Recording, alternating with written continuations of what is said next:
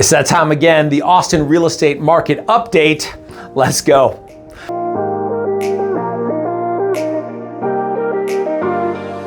Hey, this video is going to be a little bit longer than most videos I make because there's a lot changing in the Austin real estate market. So stay tuned. Towards the end, I'll talk about what's going on with buying and selling and what you really need to know in the Austin real estate market. All right, now today's video is about understanding more clarity with what's really going on with the Austin real estate market. Should I buy? Should I sell? Should I invest? Should I hold? Should I wait? The market is going to crash. The interest rates are too high. These are all things that we hear as professionals helping people to buy and sell real estate every day. And so today's inside market information is going to give you stuff that you can't find online. It's going to give you a little bit more clarity on whether you should wait or whether you should take action. And so let's jump into the data that gives us that information and understanding. All right, so this is Austin Board of Realtor data. Comes out monthly, trends yearly. Okay, so what that means is that while the information comes out every month, the trends that occur and that are tracked by Austin Board of Realtors are year over year. Now, hey, that can be tricky. And so a talking head in California who's looking at our data doesn't understand that the month-to-month trending is a lot different than what's happened year over year. Remember, last year we peaked May of 2022 was the top of the market, and the ensuing 6 or 7 months we lost approximately 30% worth of value. 30% in a matter of just 6 or 7 months. That was significant. So tracking annual data year over year, which is what Austin Board of Realtors does, can be a little misleading versus what's happening month to month, which is why these videos are important. So hey, stay tuned, subscribe, and I love to share information to help give people a better understanding on what's really happening in the Austin real estate market. Okay, let's jump into the data on what's going on right now. All right, so October 2023, Travis County median price point, $525,000. Now look, Travis County is up 5% since the beginning of the year. Now, historically, that's a pretty good number. No, not so much for people who've only recently experienced real estate and who only have recently experienced 3% interest rates. And so 5% historically, though, for Gen X and baby boomers, 5% is a pretty good number. However, it feels weird because properties are sitting on the market longer. From September to October, September 57 days, October 70 days. We shot up almost 2 weeks worth of average days on market. That's pretty significant and an indicator that the market is definitely slowing down. Now for closed sales in Travis County, 957, down about 100 new listings. Properties that came on the market in October was 1,519. That's down a couple hundred homes. So again, more indication that the market's slowing. Active listings, which is total number of homes on the market, 4,798. That's down 100 homes. Now, just a real super quick note on the trends. The year over year data for active listings is up 9%. So that would tell us that, well, the market is slowing down significantly, but the month over month data shows just a hair of a difference, minus 100 homes. Active listings actually came down. And so the market isn't moving as dramatically as one might think because, again, we're seeing people from other cities, from other states commentate about what's going on in Austin, Texas, when they don't really understand what's happening because they're looking at this data provided from, for example, the Austin Board of Realtors, and they're not actually able to see month over month data, which is why it's important to pay attention. All right, so pending sales, total pending sales in Travis County, 909 homes. That's down 100 homes since last month. Again, 100 homes is not a huge difference. And so that's an indication that the market is slowing, but not dramatically, nothing serious. Months of inventory is 4.2 homes. So if no other homes sold, how long would it take to sell all the homes on the market? About 4 months. Now, we're creeping up there. At the beginning of the year, it was 2 months, and so that's doubled. Now, 2 months is super fast, by the way, which is what helped experience some of the appreciation earlier in the year versus what's happening right now, okay? Now, that was Travis County for the month of October. For Williamson County, the median price point is $425,000. Now, remember, Travis County was up 5%. Williamson County year to date is down 3%, down 3%. And that's pretty interesting because what we saw in Travis County for the year was market values kind of head upwards and kind of even out and then head upwards a little bit, while Williamson County was up and then down and then up and then down, and it's been quite volatile in Williamson County. Now look, I don't have an explanation for that. Williamson County is a little bit more rural versus Travis County, the more centered county on the urban state and section of Austin, Texas. And so I would imagine that demand is higher in Austin, in the city of Austin. And so that may have helped in stabilization, especially because the two types of properties that are selling, as I said before, properties that have the most features and benefits and are selling at market value, or the properties that are priced the lowest. And I can imagine easily, because we've sold literally thousands of homes, is that there's a lot of properties in Travis County that are coming to market that are flips, or that are new homes, or that are people that are designing one-offs, one building or two buildings. And these are highly upgraded properties that are selling for much higher price points. And there's a lot of demand in the city limits still for people to pay top dollar for homes, and they have no problem doing that. And they're paying a little bit over market price. We're seeing that right here in Travis County's median price point versus Williamson County, which is a little bit more rural. Not as many homes highly upgraded and updated. There's beautiful homes in Williamson County. Travis County just has, I think, a little bit more condensed number of properties that are trying to sell for more and are selling at higher price points. That's my theory, okay? But let's go with that. Williamson County median price point for the month of October 2023 is $525,000, even to the month before. By the way, I forgot to mention Travis County was even to the month before, also in September. And so the market is stabilizing in both counties. And so for $425,000, while that's even year to date, that's down 3%. Closed sales for the month of October in Williamson County, 844 homes. That's up plus 50 homes since the prior month. Now, closed sales year over year, let's make another point here on this year over year versus month over month data. Year over year, closed homes are up 11% in Williamson County, and somebody from California commentating on YouTube about what's going on in Austin, Texas would go, well, hey, closed sales are boosting upwards in Williamson County, when that's not the case. We're up just 50 homes month over month from September. So again, more indication that the market's stabilizing, and some interesting data with average days on market. Now, we said Travis County was up almost 2 weeks month over month. And so for Williamson County, it's actually down 6 days.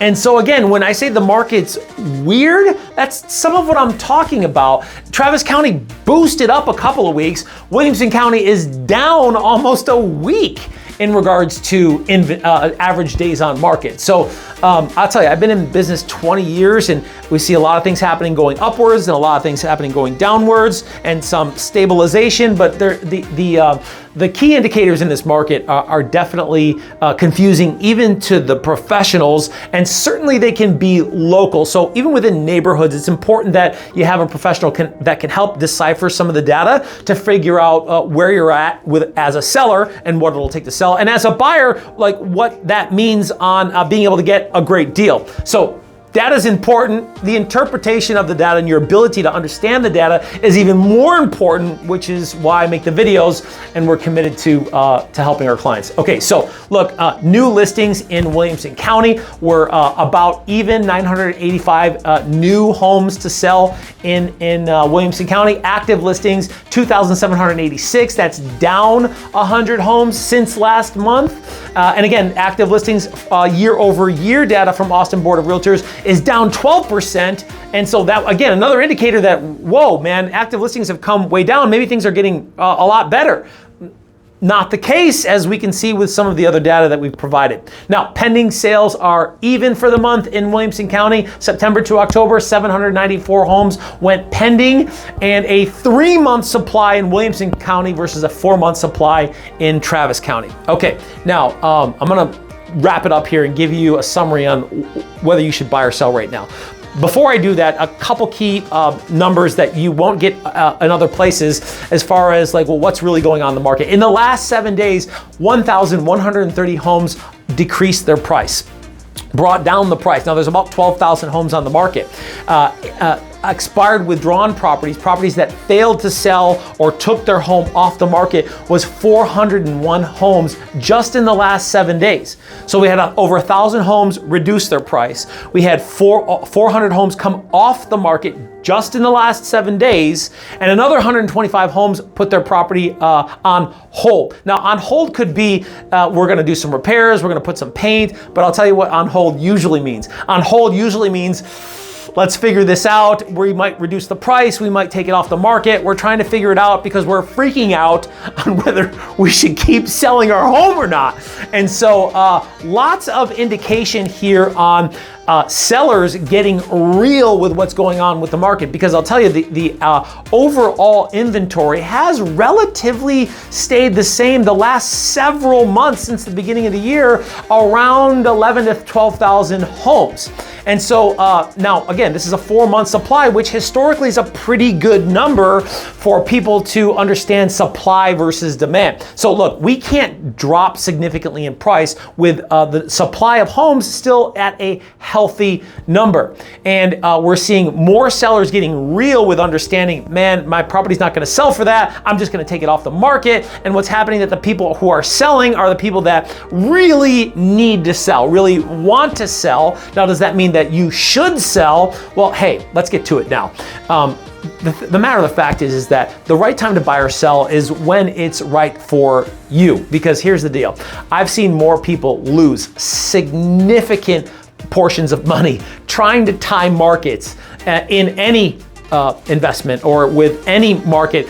Trying to time the market, even for the professionals, is extremely difficult to do, and usually you're gonna have to be lucky. Because even with the data, understanding like, have we bottomed out? Well, you know, it's interesting. Interest rates came down and then they plopped back up again.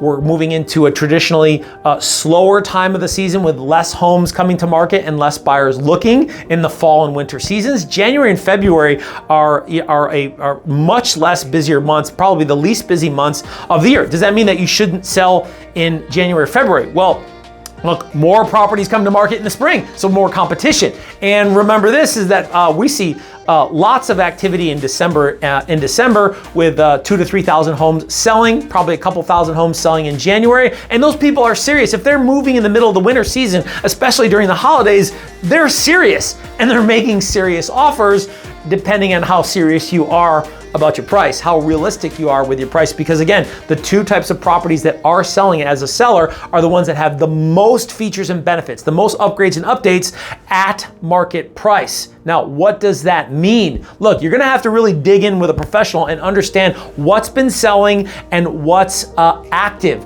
Because in a market like this one, the active number may be here while the last sale price was here, and which means that a lot of properties are sitting around, they're not selling, and if they don't have the most features and benefits and highest upgrades and updates, then you won't sell, then you will sit around. And we're seeing days on market pile up. Versus the other type of property that does sell is the ones that are priced the absolute lowest. And so as I'm paying attention to what properties have sold for, what active property values are at, then I can get a better understanding on where to price my property. Because hey, look, you can still get multiple offers on a property. I've done it twice this month in different price ranges, one in the $400,000 price range, one in the $1 million price range, where we got to a price position where I know we needed to be, and what ended up happening is that that gave us the advantage for buyers seeing the value right off the bat and getting a lot of buyers to show up, and then ultimately multiple offers. And I was able to play off of the parties in regards to negotiations to be able to bump the price up. And some people are like, well, you know, it should have been at that price already. Yeah, but we couldn't get there without the bait, which was the price to start at what properties were recently selling for, or maybe even a little bit lower based off of the condition of the property. All right, I'm throwing a lot at you right here. But the point of the story is that pricing matters, strategy matters, marketing matters, but really understanding the data and how to use it and manipulate it will give you the highest ability to get the highest price possible. So look, should you sell right now? Look, do you gotta sell right now? All right, be careful. Do you really want to sell right now? Because how long will it take to get back to where we were, May of 2022? Well, look, in Williamson County, we've already been slipping. And so because we're already slipping, then how much more will we slip in Williamson County? I don't know. The answer is I don't know. And the answer is nobody knows. But if it slips a little bit more, conservatively, if the market slips a little bit more and we see a little bit more of stabilization, meaning like maybe a little up, maybe a little down, but we're kind of rocking back and forth the next few months, which in my opinion is likely what's going to happen, then at what point do we start seeing recovery? And I don't mean like recovery. I don't mean appreciation like we saw in 2020, 21, 22. I don't mean that. I mean like reasonable recovery. Well, in Travis County, we've seen some of that. But in Travis County, there were months where we saw negative 2% appreciation, negative 1% depreciation, negative 2% depreciation, 2 months in a row, negative 1% depreciation. And then there were other months where we saw 4% or 2% appreciation. So that's why I'm saying like the market's still correcting, it's still stabilizing. And so until it gets to a point where things are good, interest rates are better, the economy is more healthy, the supply comes down, demand goes up, then how long will it take? Well, look, a year to make up 30%? Yeah, we lost 30% in 2022. Travis County made up 5%. How much longer to make up another 25%? It took almost a year here to make up 5%. Year's not over. November, December could be different on numbers, but look, November, December, holidays, it's probably not going to be significant in regards to the amount of appreciation we experience in November, December, January, February, the slower months of the year. Now, does that mean that you can't get more for your property? What's more based off of what the actuality and reality of the market is? All right, let's talk about that.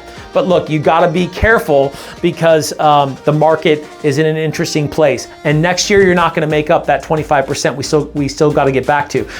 The following year, we're not gonna make up that 25% that we're gonna get back to. It's gonna take 3 years, 2, 5 years to be able to get back to those price points that we were at the cap of 2022, because it's just the market, man. The feds wanted to slow it down because we were going like this too much. And when you look at the trajectory of appreciation over the course of history, like we're out of whack. And so we needed to come back. And so that's what's happening right now. And next year is not going to be significantly better. It could be a little bit better. It could be a little bit worse, but it's going to take some time. All right, hey, I'm going long, but this is really important because I didn't do a market update last month. And for buyers, should you buy right now? Look, interest rates are high and you cannot put yourself in a situation that's going to compromise yourself financially and put yourself at risk to not pay the bills. Okay, so be careful. And this whole date the rate and marry the market or some crap like that. Look, listen, if you buy a home intending for the interest rates to come down, look, I did that when I bought a home back in the day for the adjustable rate mortgages. And I'm like, look, I'll just refinance later. And the market got worse. All right, look, you cannot bet on the market, man. You got to be able to put yourself in a financial situation that you're comfortable with, and in a worst case scenario, you stay with. Okay, so because the interest rates could go higher, that could happen. It could stay where they're at longer, and then what? So do not compromise your standards and your financial comfort level to risk and gamble. This is rolling the dice here because I used to practice in Las Vegas. This is rolling the dice on your financial situation and ultimately put yourself in jeopardy, which is what a lot of people have already done in 2022 and 2021, where they bought towards the top of the market or they bought bad. All right, so having a conversation on where you're at financially and what that means, what your comfort level is, because look, there's still a lot of good buys out there with new builders providing major incentive with interest rates way below market, what's being offered on market. There are sellers who are resale homes who already own the home, and you're buying a resale home, who are willing to bend over backwards to try to make it happen with buying down the rate or providing incentives for closing costs because they need to sell or really want to sell. And so making sure that you have some of that inside market information with what's going on with that situation through a professional who knows how to dig it out and have good conversations with the listing agent professionally, ethically. So can give you an inside track to get a great deal. Now, hey, we're also working with a lot of investors to find off-market deals because our team specializes in going out and finding deals that are not listed on the open market and can be fantastic acquisitions for you for cash flow, for purchasing below market. And hey, we really love having those conversations because that's where things get exciting on being able to get a great deal. Now look, making it win-win, this is not about preying on people who have issues, but the matter of the fact is that if people are in a situation or have a problem, a distressed property or a distressed situation, look, they got to do what's best for them and figure out how to get rid of the property and what the options are. And so that's where we come in and talk about options and provide different opportunities for them to be able to figure out whether off market or open market may be best for them, and then they do what's best for them. And in certain circumstances, selling the property off market without any commissions provides a lot of opportunity for both parties to win so that everybody gets what they want and it works out for everybody. So hey, if you want to hear a little bit more about that, subscribe, email us, contact us in the notes below on the video to make sure that you get off-market information, off-market properties to take advantage of this market. Now, hey, stay tuned, stay watching these videos, and make sure that you're commenting and you're sharing, and that we can be a resource for you to understand what's going on in the Austin real estate market, because most people don't know. Most realtors don't know. And what we can do is bring that inside market information so that you can figure out what's best for you. Stay tuned.